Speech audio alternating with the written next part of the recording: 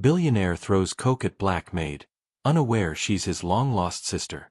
What if the most significant moment of your life came when you least expected it? When a simple act of cruelty turned into a revelation that changed everything.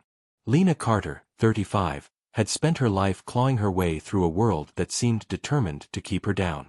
Born in a crumbling neighborhood on the south side of Chicago, where the streets smelled of asphalt and desperation, Lena grew up knowing hunger, not just for food but for a life beyond the one she was given. Her mother, Clara, was a single parent who scrubbed floors and washed dishes to keep Lena and her younger brother, Marcus, fed. Clara's hands were calloused, her smile rare but warm, and her love fierce. She taught Lena to hold her head high, no matter how the world tried to push her down. "You're worth more than they'll ever let you believe," Clara would say, her voice steady even as her body grew frail from years of overwork. Lena had dreams once. At 18, she imagined becoming a teacher, standing in front of a classroom, shaping young minds. But life had other plans. One rainy night, a car accident stole everything: her mother's life, her brother's presence, and any semblance of stability. The crash left Lena in a coma for 3 weeks.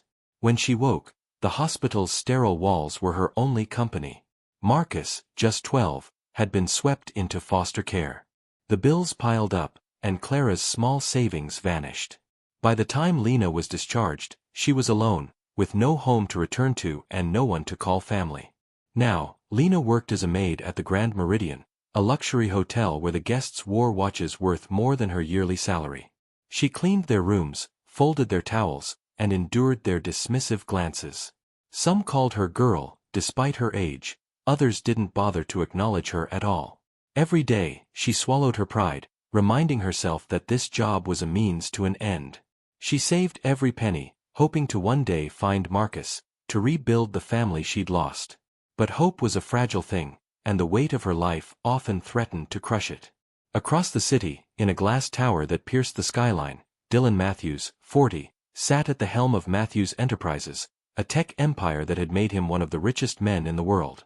His life was a carefully curated image of success: penthouse suites, private jets, and a Rolodex of influential names. But beneath the polished exterior, Dylan was hollow. His parents had died when he was 19, leaving him with wealth but no warmth. Raised by distant relatives, he'd learned early to rely on himself, building walls around his heart as high as his skyscrapers. Work was his solace, his obsession. He buried himself in deals and acquisitions, chasing a sense of purpose he could never quite grasp. Dylan's world was one of control, where people bent to his will. He didn't see the staff who cleaned his offices or served his coffee. They were invisible, part of the machinery that kept his life running. He didn't mean to be cruel, it was simply how he'd survived.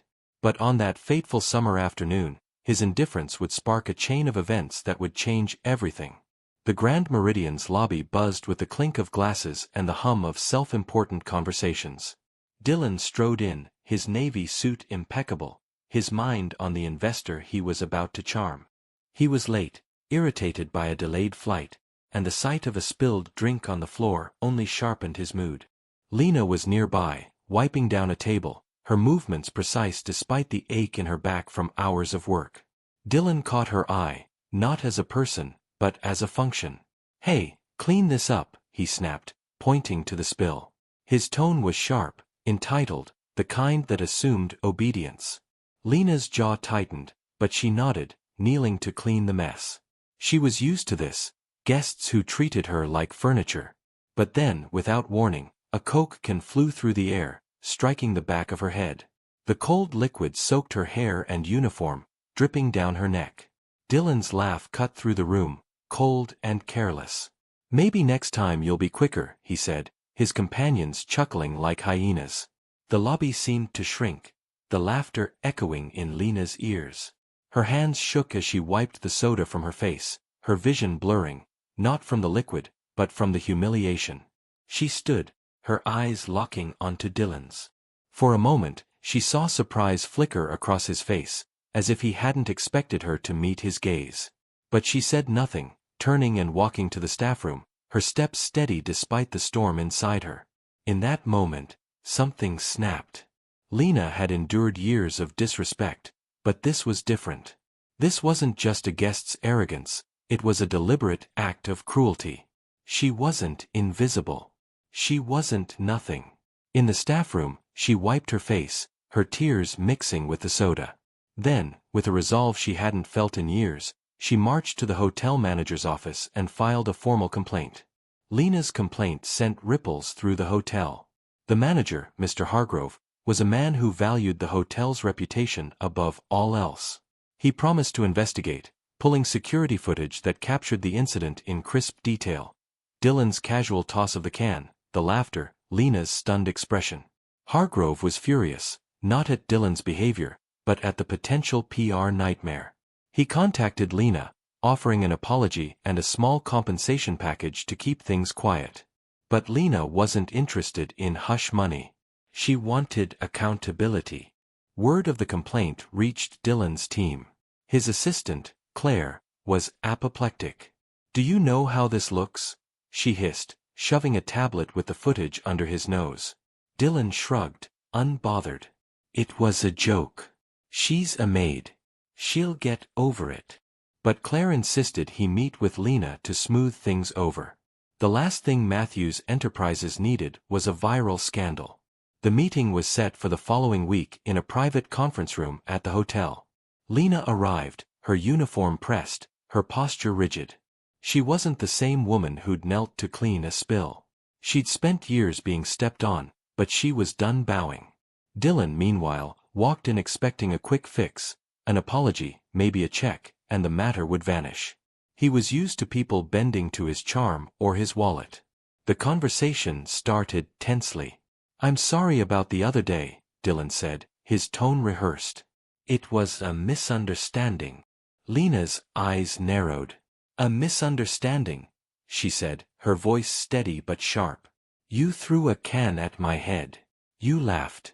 That's not a misunderstanding. That's cruelty." Dylan shifted, unaccustomed to being challenged. But Lena wasn't done. "You think because you have money, you can treat people like garbage? I'm not your servant. I'm a person. And I deserve respect."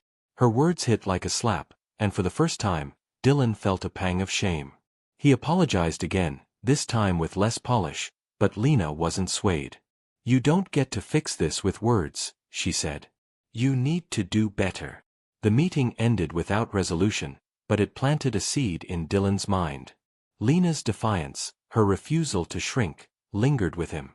He couldn't shake the image of her standing tall, soda dripping from her hair, her eyes burning with dignity. Days later, Dylan's curiosity got the better of him. He didn't know why, but he needed to know more about Lena. Maybe it was guilt, or maybe it was the way she'd looked at him, like she saw through his facade. He asked Claire to dig into Lena's background, expecting nothing more than a sob story. But what Claire uncovered was something else entirely. Dylan's parents had died when he was young, and he'd been raised by an aunt who rarely spoke of his family's past.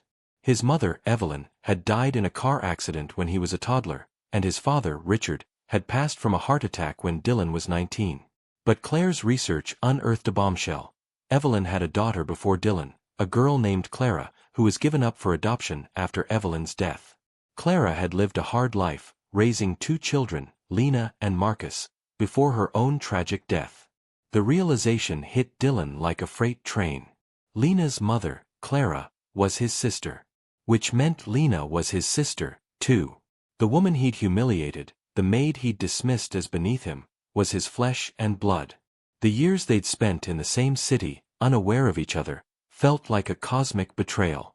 And the weight of his actions, the Coke can, the laughter, crushed him.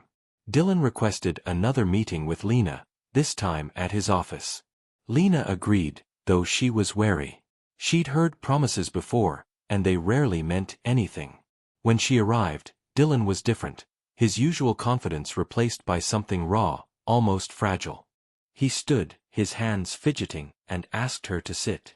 "Lena," he began, his voice unsteady, "there's something you need to know." He told her everything, the adoption, Clara, their shared blood. Lena listened, her face a mask of disbelief. When he finished, she stood, her hands trembling. "You're telling me you're my brother," she said, her voice breaking. "After what you did. After all these years." "I didn't know," Dylan said, his eyes wet. "I swear, I didn't know. I'm so sorry. For the can, for everything. You were never supposed to be treated like that. Not by me, not by anyone." Lena's emotions churned: anger, grief, confusion. She thought of her mother, who'd never mentioned a brother. She thought of Marcus, lost to her for so long. And she thought of the man in front of her, a stranger who was suddenly family. "You don't get to undo this," she said, tears spilling. "You don't get to erase the years I spent alone, the years I fought to survive." Dylan nodded, his throat tight. "I know. But I want to try. I want to make this right." Rebuilding their relationship wasn't easy. Lena was guarded, her trust hard-won. Dylan, for his part, was determined to change. He started by listening, really listening, to Lena's story, her struggles, her dreams. He used his resources to track down Marcus, reuniting Lena with her brother after years apart. The siblings' reunion was tearful, a moment of healing for Lena, who'd carried the loss of her family like a wound. Dylan didn't stop there. He launched a foundation to support underserved communities, funding scholarships and job programs for people like Lena, who'd been overlooked by the world. He overhauled his company's practices, ensuring fair treatment for all employees, from executives to janitors. And he made time for Lena, not as a project, but as family. Lena, slowly, began to forgive. She saw Dylan's efforts, not just to make amends with her, but to become a better person. They spent evenings together, sharing stories of their mother, piecing together the family they'd both lost. It wasn't perfect, there were still arguments, moments of pain, but it was real. In the end, Lena and Dylan stood side by side at a community center opening, funded by Dylan's foundation. Lena spoke to the crowd, her voice strong, her eyes bright. "This is for everyone who's ever felt invisible," she said. "You are seen. You are enough." Dylan watched, pride swelling in his chest. For the first time, he felt whole, not because of his wealth, but because of the sister he'd found, and the chance to make things right.